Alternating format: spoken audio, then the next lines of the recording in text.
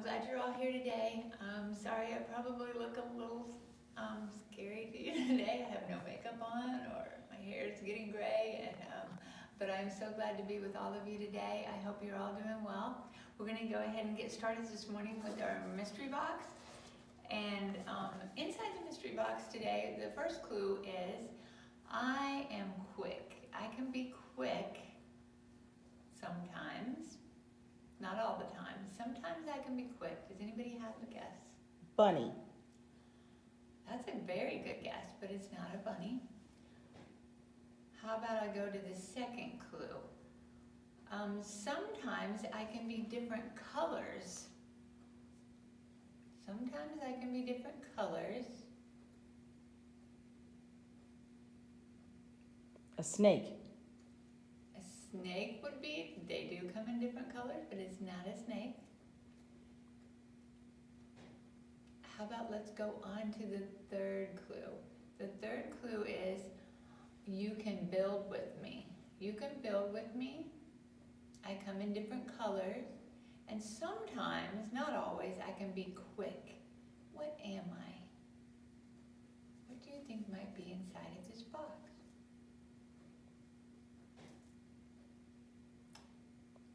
Okay, do you give up? I give up. Okay, here we go. Let's see what's inside. I have what inside of here? I have sand inside of here. Sometimes sand can be quicksand, and quicksand can pull you under.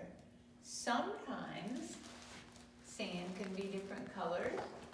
It's not always white or a light color. Sometimes it could be purple. If you lived in California, in Big Sur, California, you could see purple sand.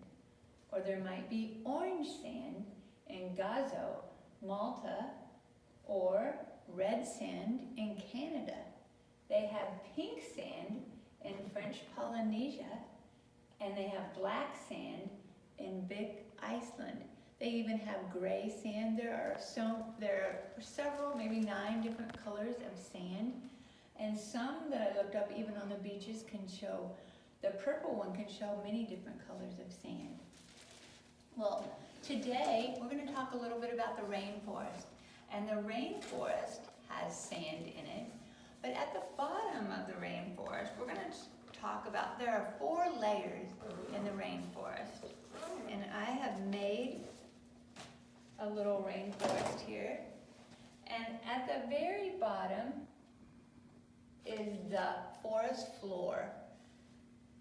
And there are 4 levels: the understory, the canopy, and then the very top part of it is the emergent part. And in the emergent part, the tops of the highest, you'll see the highest part of the tree. Eagles and the macaws and butterflies would live there. And then you go to the canopy, and the canopy is where most of the branches and the leaves will be seen. It's a little darker. It's really bright up here, but when you get down lower, it gets darker and darker in the rainforest. And most of the animals are in the canopy part. The monkeys, the red-eyed tree frogs, the sloths. Sometimes snakes can be in either one, all 3 of those bottom ones. And then we have the understory. That's the small trees and the shrubs. And we have snakes that also live in there, the lizards, things that crawl on the floor. Then at the very bottom, in the forest floor, you'll see some of it's dark and damp ground. And there are frogs, there are leafcutter ants inside of there, snakes. Sometimes you'll see some of your biggest forest animals down, the jaguars, some different animals will be on the very bottom. So we're just gonna, those are some of the things you could see in the rainforest. I'm gonna read you a story about the umbrella, and it is in the rainforest, and we're gonna see what this little boy finds in the rainforest.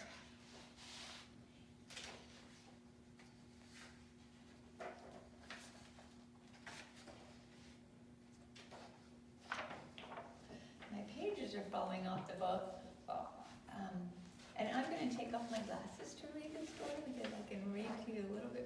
out my glasses.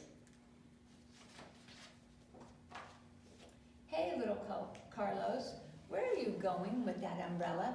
Into the cloud forest, Papa? To see what I can see. I'll be spotting a jaguar and a monkey. For sure, I'll spy a toucan and a kinkajou. I'll keep my eyes peeled for a shy tapir. Carlos walks in the cloud forest. How silent it is. The only sound is the drip, drip, drip of the raindrops falling on the tall trees. There's not so much as a tiny tree frog down here. Carlos thinks, I'll have to climb up to get a better view. Carlos drops his umbrella and starts up the giant big tree. Drip, drip, drip, a little puddle opens in the green umbrella. A tiny tree frog leaps down and slips into the water. Hola, Froggy, croaks happily. I have this puddle all to myself. He sinks down under until only his eyes peep out. What do you think we might see next? Do you think it might be the toucan? Let's see. A juicy ripe fig falls smack into the umbrella. Toucan is not far behind. Froggy sees Toucan's sharp beak. He peeps, go away, but Toucan is not moving. He's waiting for another fig to fall. What do you think we might see next? Maybe it's you're right, it's the jaguar. High in a tree, a scratching sound starts. Scratch, scratch, scratch. Something is sliding down the tree. It gets louder and louder until thump, Kinkajou tumbles in, and it wasn't a jaguar. You're too big. You can't stay here, Toucan says. But Kinkajou is just getting comfortable. After prowling around all night for food, he found just the right place to rest. Thump, crash, thump. Baby Tapir blunders into the green umbrella. Blot, blot, he howls. Mama, she's not here, Froggy shouts, along with hungry Toucan and sleepy Kinkajou. The umbrella's shiny green leaves shiver and shake, but baby Tapir is staying here until his mother comes for him.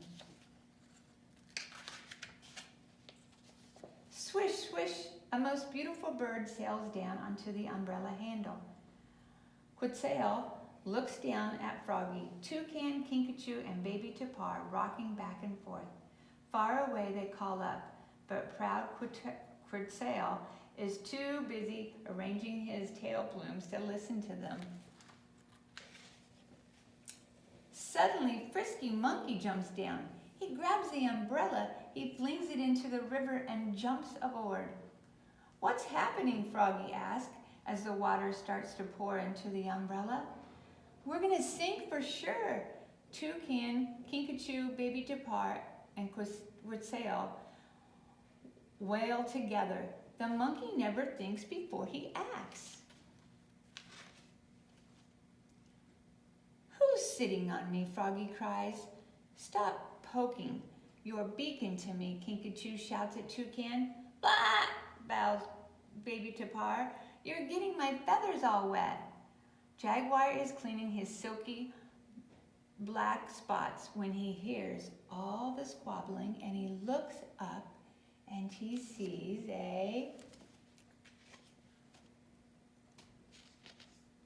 As the umbrella floats by, he pounces in and making it sink even deeper into the water. The animals scramble and squirm out of Jaguar's way. Froggy squeaks in Jaguar's ear. Be our guest, the animals cry. Just don't eat us up, is what they think to themselves. They're a little bit afraid. Hummingbird flashes by, smaller than small. He sees the big green umbrella handle sticking up. Just the place for a hummingbird to stop for a little rest. And he is about to land, and they all start shouting, No room, Move on. Find another place. We got here first. Stay away. Blah. Goodbye, Froggy peeps.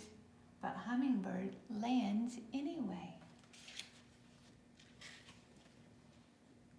And he lands right kersplash, right on top of him. And what happened? The water's coming up. The umbrella tumbles over and everyone falls out. Jaguar and all the animals clamor as the umbrella pops to the surface and drifts back to the shore. Up to the giant fig tree, Carlos looks out at the sea of green. No animals today, he sighs. I wonder where they all are. He climbs down, picks up his umbrella, and walks towards home.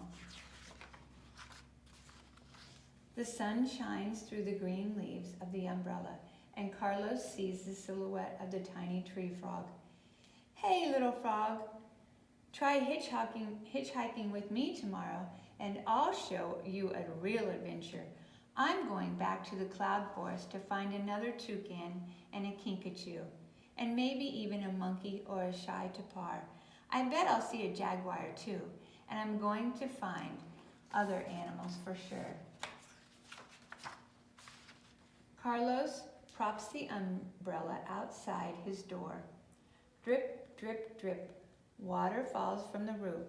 A little puddle appears in the green umbrella. Froggy slides down the handle and slips into the water. Froggy splashes happily. I have this puddle all to myself. And he was very happy to be inside of that all by himself. And that's the end of the story of The Umbrella by J.M. Brett.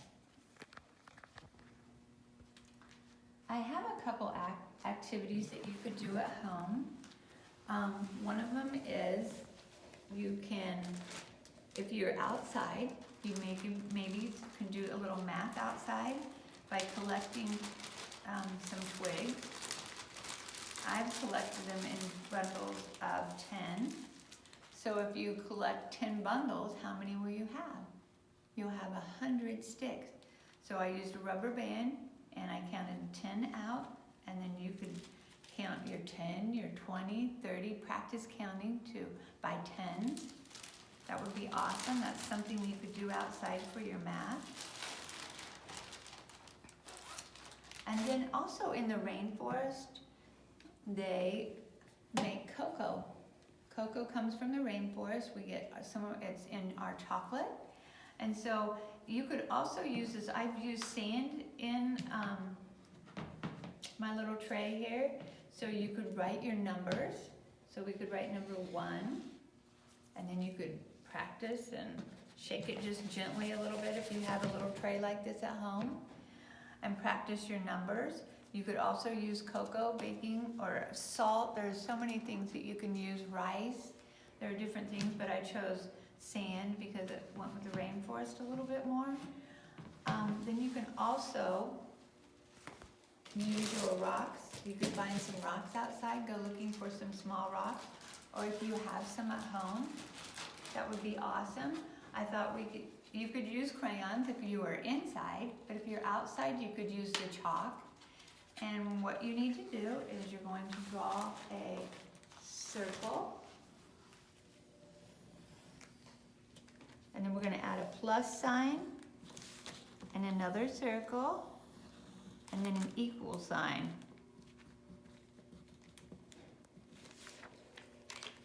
And then we're going to add our rocks. So let's say you put 4 rocks in this circle. And how many do I have here? 1, 2, 3. So I put 3 rocks in this circle. Then we'll add them all together and count them. 1, 2, 3, 4, 5, 6, 7. So you'll practice writing your number 7. Slide across the top. And then slant down. It's a little line. Slide across the top and slant down. So you can practice doing that at home with all of your numbers, especially 1 through 20 is so important to know those numbers and practice on those. And I think that's about all I have for you today. Thank you so much for being here today. I miss all of you terribly, and just have a great day out there. Thank you. Bye.